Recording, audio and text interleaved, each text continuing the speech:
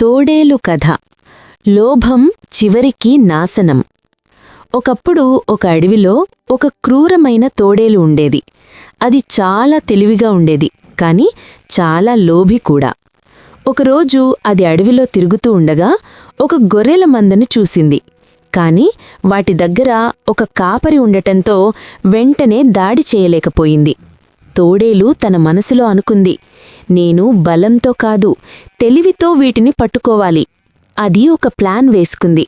దగ్గర్లో ఉన్న ఒక గుహలోకి వెళ్లి తన గొంతును మృదువుగా మార్చుకుని గొర్రెలను పిలిచింది. బయటకు రండి, మీకు మంచి గడ్డి చూపిస్తాను. గొర్రెలలో ఒక చిన్న గొర్రె అనుమానంగా చూసి అడిగింది, నువ్వెవరు? మా కాపరిలాంటి స్వరం లేదు. అప్పుడు తోడేలు కోపంగా మారి నిజస్వరంలో గర్జించింది. వెంటనే గొర్రెలు భయపడి పరుగెత్తాయి. అప్పుడే కాపరి వచ్చి తోడేలును చూసి దాన్ని తరిమాడు. తోడేలు పరుగు తీస్తూ అనుకుంది, నా లోభం మోసం వల్లే నేనీరోజు ఆకలితోనే మిగిలిపోయాను.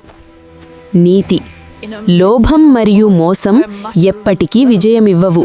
నిజాయితీతోనే గెలుపు సాధ్యం. ఈ కథ మీకు నచ్చితే లైక్ చేయండి, షేర్ చేయండి. ఇంకా ఇలాంటి కథల కోసం మా ఛానల్ను సబ్స్క్రైబ్ చేయండి.